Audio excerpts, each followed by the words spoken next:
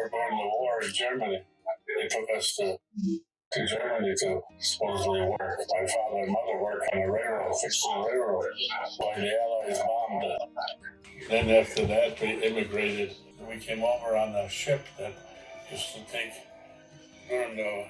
after the war, they used to take supplies to Europe for the soldiers. Then they would go back empty and they would load up with people. And we didn't come in a fancy ship, they were just freight ships. I was 10, I think. So then, when we came over, I used to have a little book, translator, like tell you what word, I would look it up, and then that's how we talked till I learned in school. It's not easy, but hey, you make it if you want to do it.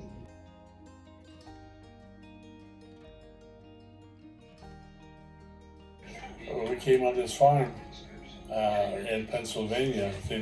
The guy that sponsored us was a farmer. He needed some help. All he had to do is agree to take us, that he would provide a job for us and a place to live, Then we worked there. We worked for a cattle dealer. My father and mother worked. I was just going to school yet. And then we came over here and we bought the farm on a contract. I was 16.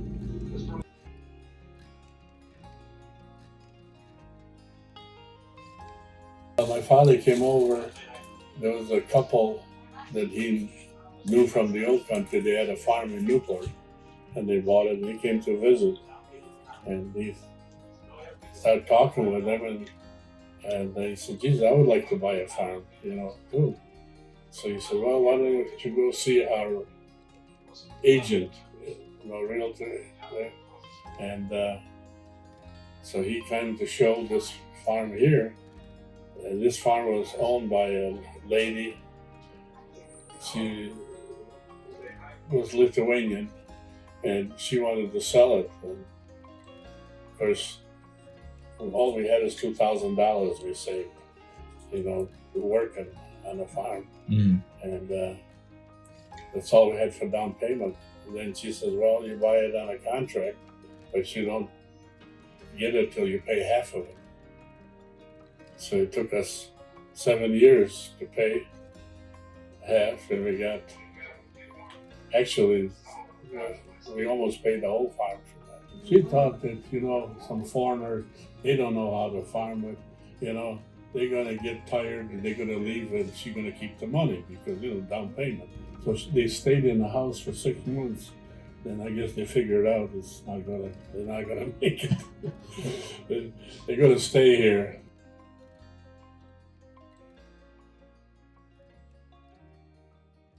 We had 3 families to feed. My brother and I and my father and mother. So we just got by, but we pay our bills. But we didn't spend any more than we had, My father would say, we save money, then we buy. This farm, all we had was, a dozen cows, 2 horses, nurse spreader, a hay loader, 8-end tractor, and had a mow machine. That's it.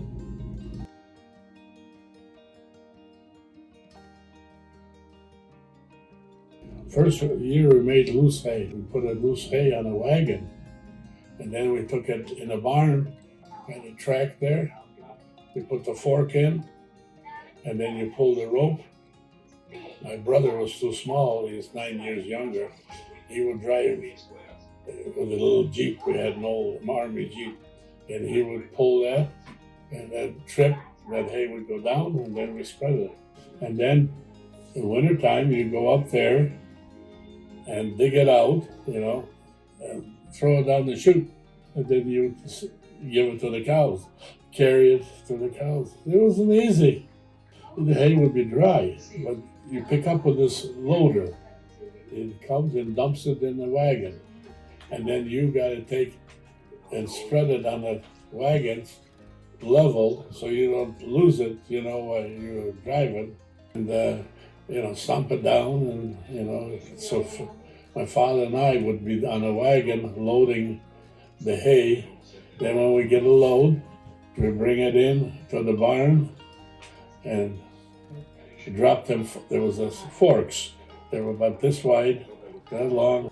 The stuff will come out. So when you hit the hay, then it comes out, then it sticks to it, and then you pull it up, and you all the way to the top. And then the trips there was a little cart on wheels, it trips, and it would take it to the mow. And then you had a rope on the end, and the guy in a mow would pull the rope and drops. Yeah, it wasn't easy. Well, everything is work.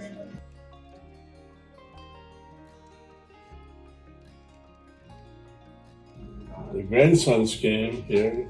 They took a trip to Italy. They saw these buffaloes. We milked here 85 in this barn.